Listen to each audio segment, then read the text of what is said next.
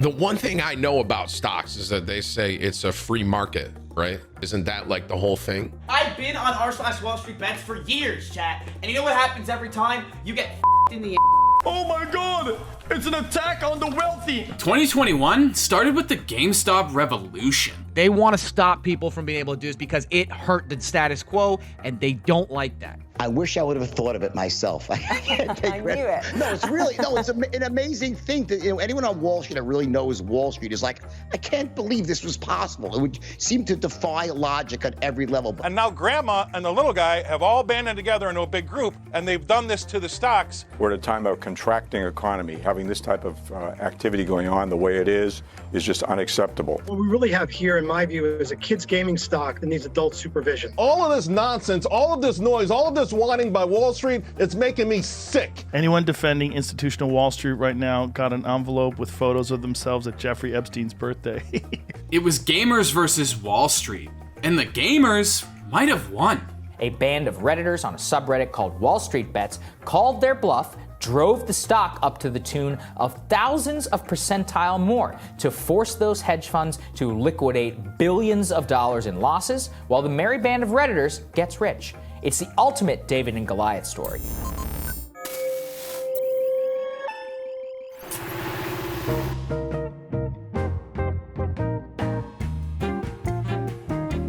Remember GameStop, the store where you bought shitty third-party controllers and they gave you 34 cents in store credit for selling them a brand new game? Despite the fact that it sucked, GameStop used to be a household name.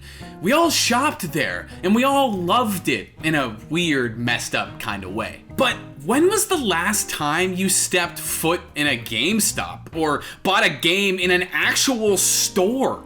It's probably been a minute. And it's been a minute for basically everyone. In March 2020, GameStop was worth $240 million. That might sound pretty good, but in 2007, it was worth nearly $10 billion, more than 40 times more. GameStop was on the verge of extinction, or that's at least how Wall Street felt about it. But over at r/WallStreetBets, a subreddit for amateur traders, a different perspective was starting to emerge.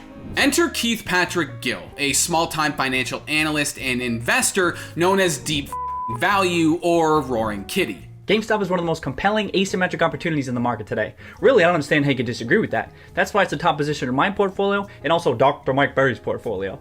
But based on prevailing sentiment, the market, and popular culture, many think it's a foolish investment. But everyone's wrong! Gill first started sharing his experience with GameStop's stock about a year ago, with basically everyone in the replies telling him to stop being stupid and get out while he still could. But Gill had very different ideas about the financial future of the company. People have been saying this shit for a decade. And you know what Microsoft had to say about this at the start of this console cycle? Millions of people still want discs. Period. It's a big reason these new consoles have disk drives, and that's why physical will remain a part of Microsoft's future. To be sure, the shift to digital is happening, just not as quickly as many people think. Now, why should any of this matter to you? Gill could see the writing on the wall. Rich people were basically destroying GameStop, and a lot of people still kinda loved GameStop. It's where they bought their first consoles, got screwed over on trade-ins, and honestly, it was a place where a lot of people just hung out after school. Gill's ideas were backed up by an army of other WallStreetBets users, and they saw an opportunity not only to put a stop to that nonsense, but to make some money along the way. To add to this, GameStop is by far the most heavily shorted company in the market, with short interest of around 100% of the float. 100%! Can you believe that shit? So what the does that mean? What is shorting a company? Let me break it down for you. Imagine a world where everybody's into lamps. I love lamp. I love lamp.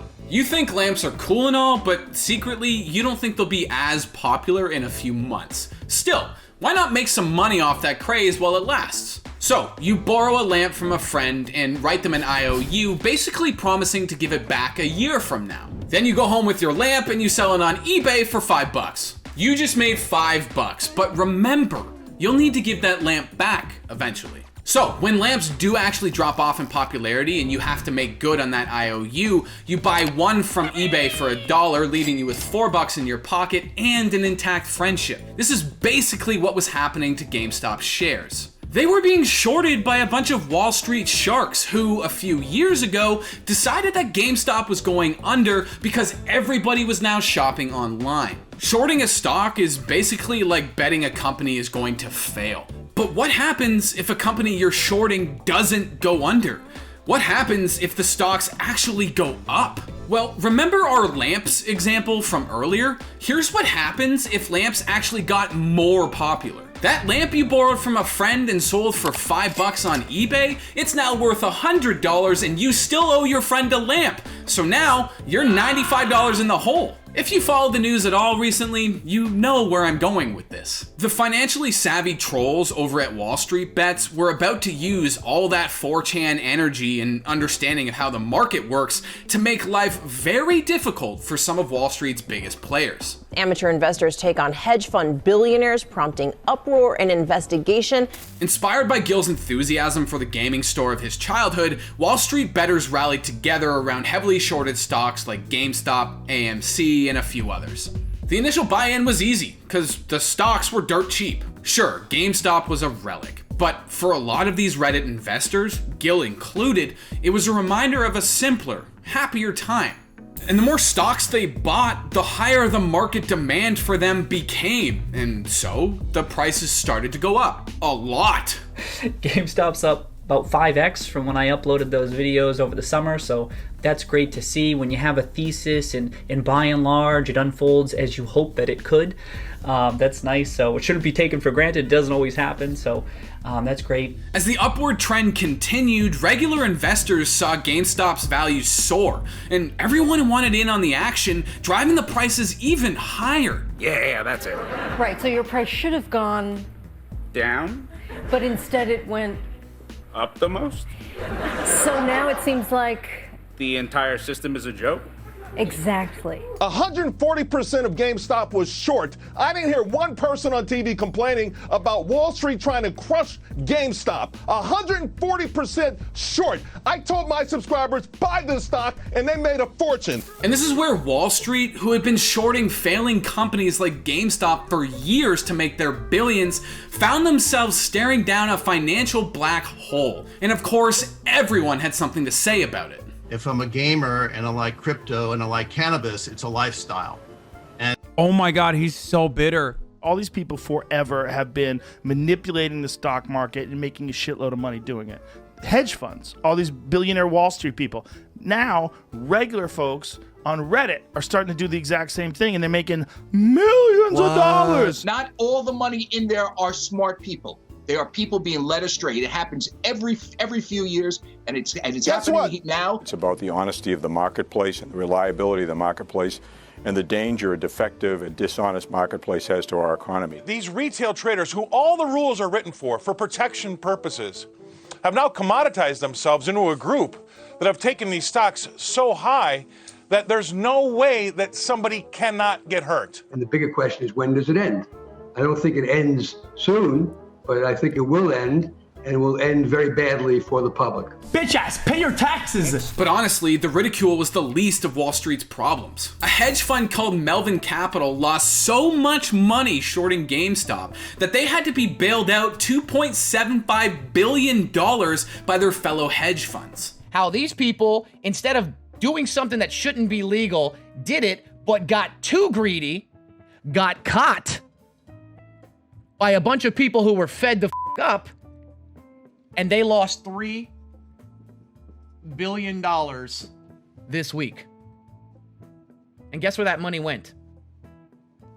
Just let that sink in. A bunch of Redditors made a Wall Street giant take a hit so enormous, it needed to be bailed out. This coup d'etat short squeeze was basically a real-life speedrun through the intricacies of the stock market. Wall Street bet users put their video game brains together to beat the final boss, and they were doing pretty damn well. But of course, Wall Street wasn't just gonna stand by and take it. A lot of these gamers turned traders used apps like Robinhood, whose whole corporate identity is built around it being a tool, quote, for the people. Imagine people's surprise and outrage when all of a sudden, all they could do in Robinhood was sell their GameStop shares, but not buy any. There's just no rational explanation on why they would do what they did without outside pressure, interference. They had to know what they did was against all their clients. Their clients were the ones who were making money, and they basically cratered the stock on purpose. And someone was going to have to answer for all of this. Billionaires, lawmakers, Redditors, CEOs, people from all walks of life were part of the first congressional hearing to discuss the impact Game Stonk had on the market and how legal any of this even was. If you're short selling a stock 140%, for me, on the outside looking in, it looks like that's exactly what you're doing. Explain to me why that's not manipulating the stock. Anytime we short a stock, we locate a borrow.